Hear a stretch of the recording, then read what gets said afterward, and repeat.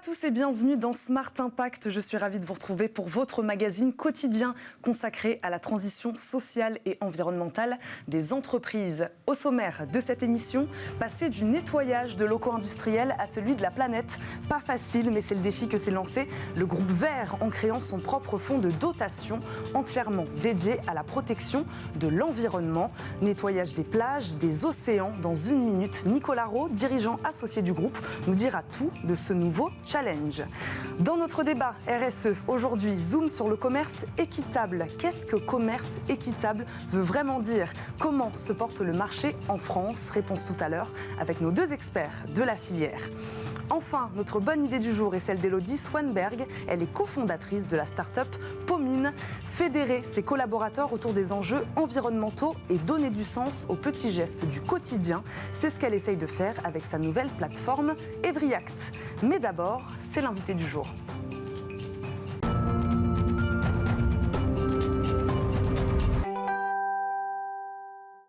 Notre premier invité est Nicolas Rowe, dirigeant du fonds Groupe Vert. Il nous accompagne en visioconférence. Bonjour.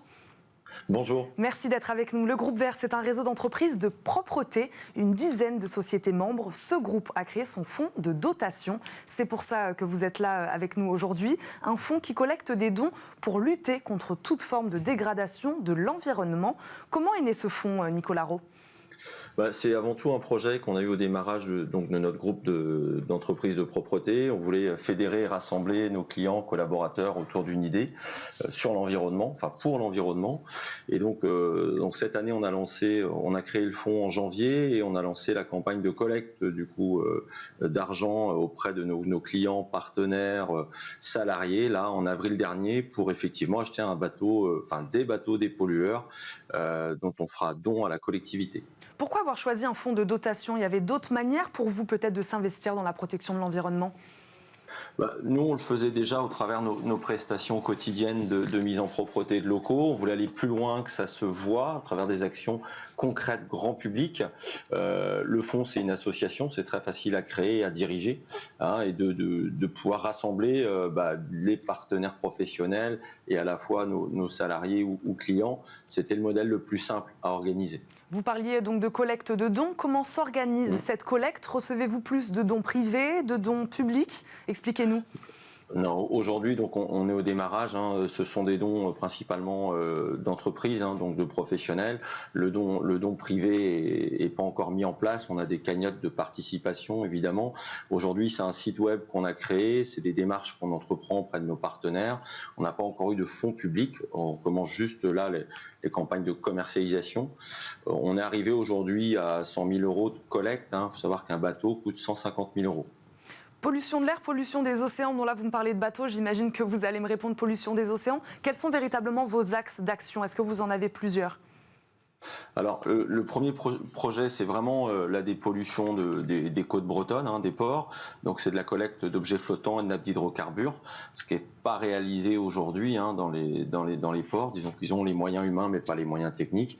Après, il y aura d'autres actions autour de ce fonds-là, qui seront des actions de rassemblement pour collecter des déchets ou continuer à aller vers de la recherche et du développement d'innovation en faveur de l'environnement. Le nettoyage, c'est véritablement votre expertise, Nicolas Rowe. C'est là où ça s'inscrit aussi dans le travail de l'entreprise du groupe Vert. Exactement. Voilà. Aujourd'hui, on a un réseau de 10 entreprises, comme vous le disiez, de propreté sur le territoire breton, où on a une démarche RSE bien inscrite, où on fait de la mise en propreté quotidienne. Combien de tonnes de locaux quelconques. Combien de tonnes de déchets avez-vous déjà ramassé, Nicolas Rowe? Alors aujourd'hui, le fonds est au démarrage. On n'a pas commencé à collecter quoi que ce soit. Ok, vous n'avez pas encore commencé à collecter des déchets. Vous allez commencer quand? Alors expliquez-nous. Le bateau est prévu pour une mise à l'eau avant septembre de cette année. Donc, après une convention d'utilisation, le premier bateau, on va en faire don à la Chambre de commerce et d'industrie des Côtes d'Armor.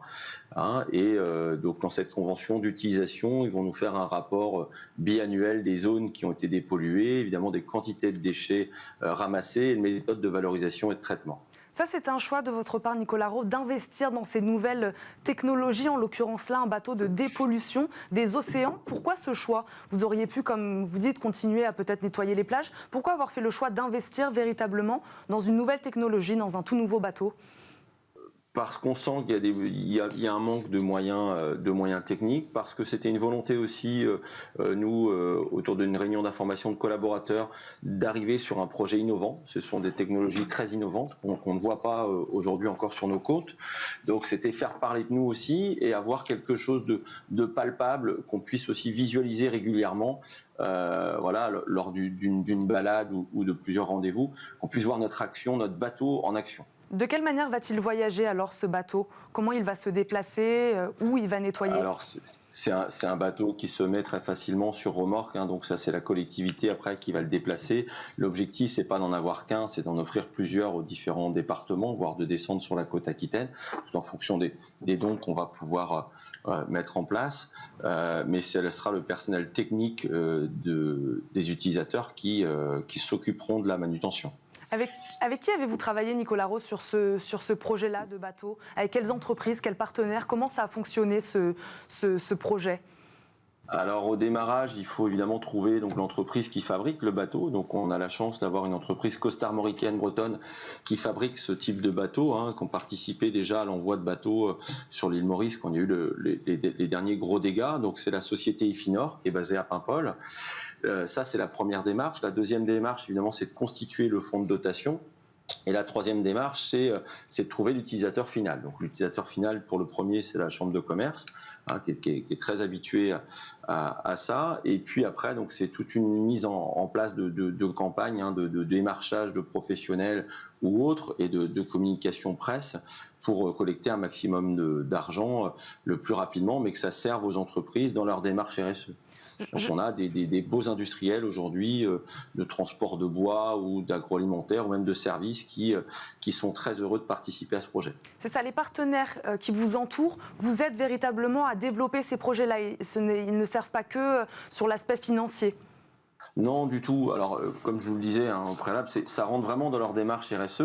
Donc, ils sont tous contents et fiers. On a, nous, la chance en Bretagne d'être entourés d'eau. Donc, tout le monde a conscience aujourd'hui de la problématique et tout le monde veut y aller. Ce n'est pas qu'un esprit de communication, c'est aussi un esprit de solidarité pour sauvegarder notre environnement. Avez-vous senti, Nicolas Rose, chez Groupe Fonds Vert, une accélération de la prise de conscience de la part des différents acteurs, entreprises et particuliers, comme vous travaillez avec les deux? Bien sûr, bien sûr. Là, il y a une grosse prise de conscience sur la dégradation de notre milieu naturel. C'est pour ça que ce projet tombe à pic. Je pense que les événements sanitaires de ces derniers temps ont fait comprendre à beaucoup de monde que on avait quand même de la chance d'avoir cet environnement-là autour de nous. On voit de plus en plus de déchets flottants ou autres. Hein. Donc c'est important d'avoir ce type de projet pour pouvoir s'engager. Il y a tout un volet aussi sur la sensibilisation dans votre fonds. Comment accentuer ce travail toujours de sensibiliser? J'imagine que c'est la première étape aussi.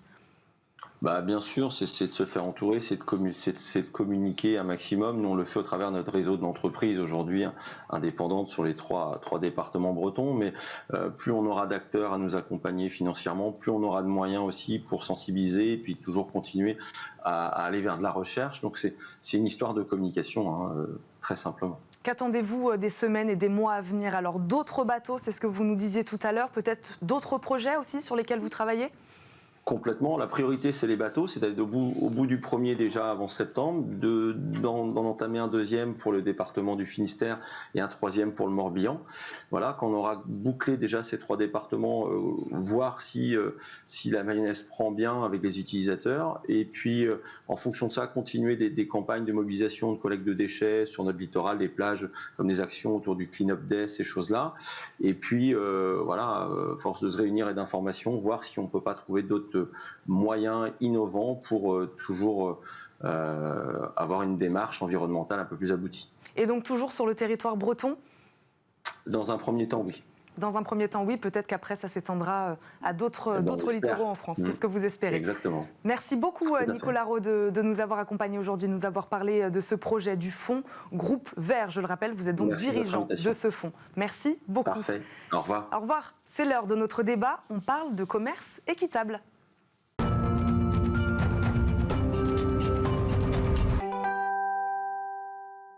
Smart Impact dans le débat RSE aujourd'hui, on pose la question: quelle place occupe le commerce équitable aujourd'hui en France? Et un chiffre déjà, en 2020, les Français ont consommé 12% de plus de produits équitables que l'année précédente. C'est le résultat d'une étude réalisée par Commerce Équitable France, dont nous recevons la représentante aujourd'hui. Est-ce suffisant? Nous allons lui poser la question.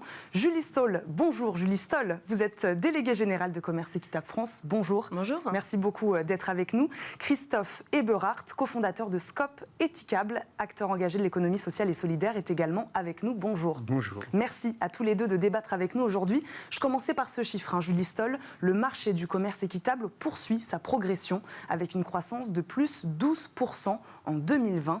La crise sanitaire n'a donc pas freiné l'aspiration des consommateurs pour une consommation plus responsable. C'est ça ?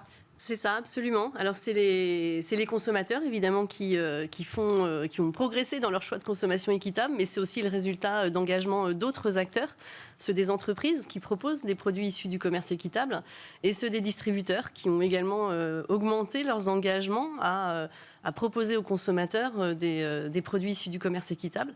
Et ces deux maillons sont évidemment essentiels. Donc c'est une croissance qui est tirée à la fois par une prise de conscience de la demande des consommateurs, mais aussi du monde économique qui est en train progressivement de se transformer. Christophe Eberhardt, vous êtes d'accord avec ce constat? C'est le résultat de l'engagement de tous ces acteurs, que ce soit le consommateur, que ce soit les producteurs, que ce soit les distributeurs. C'est ce qui fait que ces chiffres augmentent de plus en plus. Oui, c'est ça. Nous, on a souvent tendance à dire que c'est une tendance de fond. Malgré même la crise en 2008, etc., plus le temps avance, plus les consommateurs se sentent en phase avec le commerce équitable, la bio, avec à la fois l'aspect environnemental et l'aspect engagement social de la démarche. Est-ce qu'on peut réexpliquer, Christophe Eberhardt, comment un produit peut aspirer ou obtenir ce label commerce équitable? Comment ça marche? Quelles sont les conditions qu'il doit remplir? Alors, des labels, il y en a plusieurs déjà, mais ils ont tous un peu en commun le premium garanti, c'est-à-dire un prix qui couvre les coûts de production, un engagement sur le long terme. Nous avons des contrats d'engagement sur 3 ans, un fonds de développement en général qui permet de financer, au-delà du prix, de financer des actions de développement auprès des coopératives de producteurs, parce que le commerce équitable a pour fonction de travailler avec des organisations paysannes au sud ou au nord, donc avec soit des organisations de producteurs de café qui ont 1 ou 2 hectares, ou des agriculteurs français qui sont organisés en groupement de producteurs. Et dans les 2 cas, voilà, qu'est-ce qui me manque, Julie, comme critère? Peut-être la traçabilité, la transparence. Et l'information des consommateurs. Et l'information des consommateurs. Vous parliez donc de l'impact sur les producteurs. Quel impact véritablement à cette filière du commerce équitable sur les producteurs à l'autre bout du monde? On parlera de la France après, mais à l'autre bout du monde, j'imagine, où c'est plus compliqué peut-être d'avoir cette transparence et cette traçabilité. Alors, c'est pas plus compliqué pour le commerce équitable, c'est plus difficile d'avoir de la transparence et de la traçabilité de manière générale, mais l'atout du commerce équitable, c'est justement de pouvoir mettre en œuvre cette transparence. Enfin, la transparence, c'est un outil, la traçabilité, c'est un outil, l'engagement, c'est quand même de s'assurer que les producteurs, les productrices, les familles paysannes peuvent vivre dignement de leur métier. Et donc, les impacts sont largement positifs dans un grand nombre de filières. Comment on s'en assure ? Alors, on s'en assure à travers d'abord la mise en œuvre des principes du commerce équitable, des contrôles, des audits qui sont effectués par les labels de manière indépendante des entreprises et des organisations de producteurs. Et puis, alors nous, en tant que collectif Commerce Équitable France, on travaille beaucoup avec des chercheurs, des universitaires, des bureaux d'études, des experts pour aller faire des études d'impact qui ont vocation à aller vérifier qu'effectivement il y a de l'impact et qui nous permettent aussi d'identifier quand il n'y a pas d'impact ou pas suffisamment d'impact pour aussi être dans une démarche de progrès permanente et travailler à l'amélioration continue des pratiques des acteurs. Et donc effectivement il y a des cas de figure où on a des impacts très tangibles, très visibles, très importants et d'autres cas de figure où c'est un petit peu plus difficile. Mais la démarche de progrès, elle est au cœur des engagements du commerce équitable. Christophe Eberhardt, est-ce que le commerce équitable peut concerner tous les produits ou certains produits sont plus spécifiques? Alors, ça concerne beaucoup les produits alimentaires chez nous, puisque moi je parle au nom d'Éthicable, qui est une entreprise coopérative qui fait du commerce équitable depuis 18 ans, c'est-à-dire qui achète et vend des produits de commerce équitable. On est né avec les pays du Sud, donc le café, le cacao, le sucre, les fruits tropicaux, puisque nos produits sont en vente en grande distribution au rayon bio. Et puis depuis une dizaine d'années, on a lancé ce qui est nouveau, donc du commerce équitable avec des producteurs français. Donc là, on a des produits différents, on a du jus de pomme, de la farine, farines, des huiles, de la crème de châtaigne, etc. Enfin, des produits qui sont plus locaux. Donc on a à la fois des produits français et des produits typiquement du Sud, issus de petits producteurs. On va en parler du commerce équitable Made in France. J'aimerais vous faire revenir, vous avez tous les deux parlé du bio. Quel lien peut-on faire véritablement entre le bio et le commerce équitable, Julie Stoll ?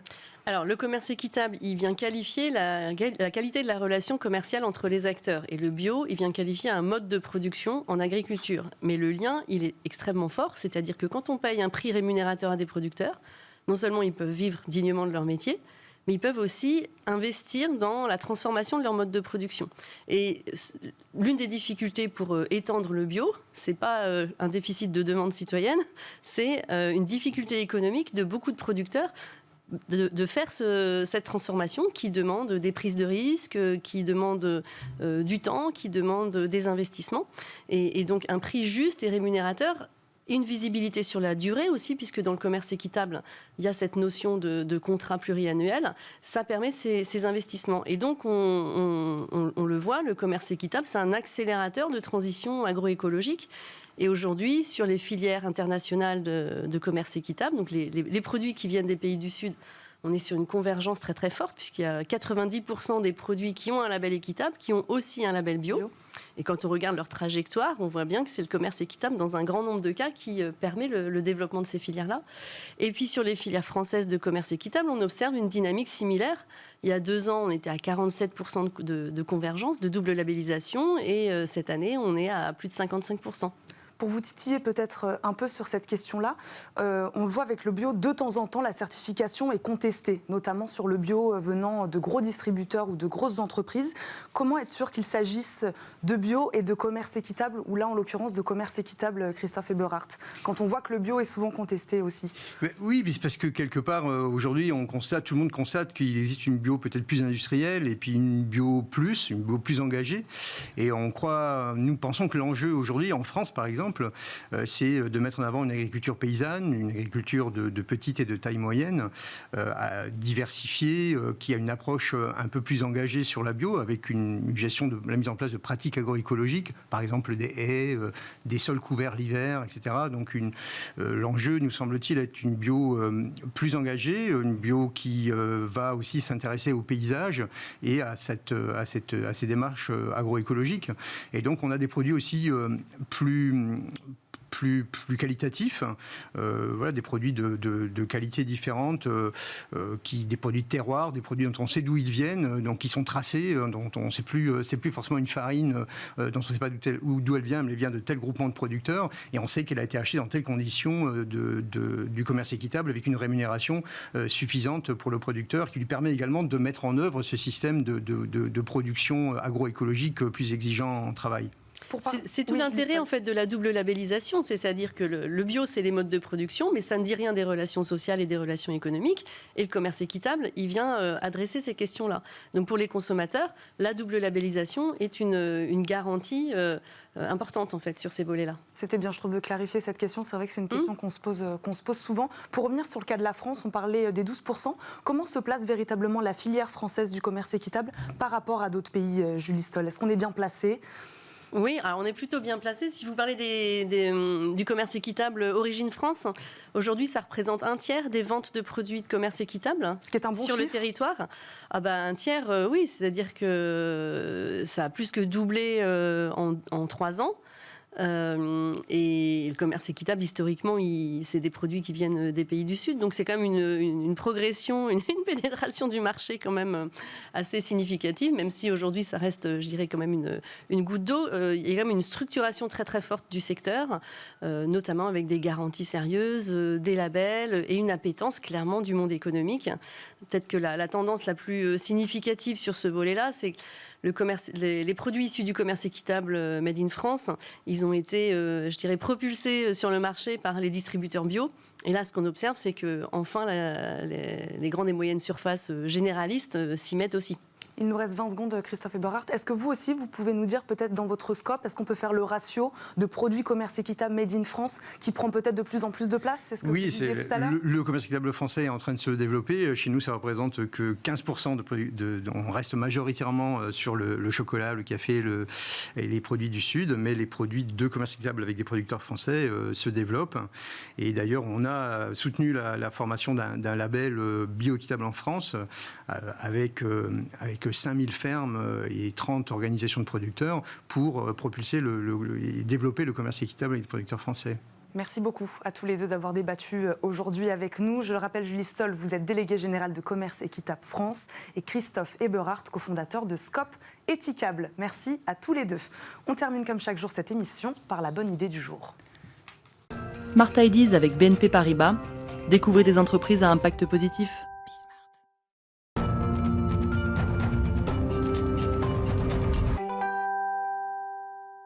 La bonne idée du jour, c'est celle d'Élodie Swanberg, cofondatrice et CEO de Pomine. Bonjour. Bonjour Eva. Merci d'être sur le plateau de Smart Impact. Vous développez des solutions digitales pour les entreprises autour des questions environnementales, bien sûr. Votre nouvelle plateforme s'appelle EveryAct. À quoi ça ressemble ? Alors EveryAct, exactement, la plateforme d'engagement environnemental des collaborateurs dans la stratégie RSE de leur entreprise. C'est une réponse concrète qui se base vraiment sur 3 points. Donc, premièrement, on va permettre aux collaborateurs et aux entreprises de réduire leur impact environnemental grâce à plus de 80 éco-gestes, mais aussi d'adopter des nouvelles habitudes grâce à un apport de nouvelles connaissances. Le deuxième point, c'est mesurer. Donc, après réduire, on mesure l'impact de ces actions. Donc, combien de CO2, combien de quantité d'eau et de quantité de déchets a été économisé, mais aussi de suivre l'impact des actions réalisées en entreprise par rapport aux objectifs de développement durable des Nations Unies. Et le troisième point, excusez-moi, communiquer. Donc on a réduit, on a mesuré, maintenant on communique. Ça, c'est la partie entreprise. Exactement, voilà, par rapport à toutes les parties prenantes. Ouais.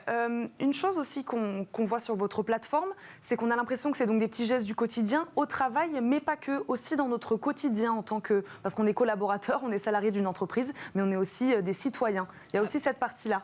Absolument, donc c'est cette idée de transfert des habitudes, des habitudes écologiques que nous pouvons avoir à la maison, que nous amenons au travail et vice-versa.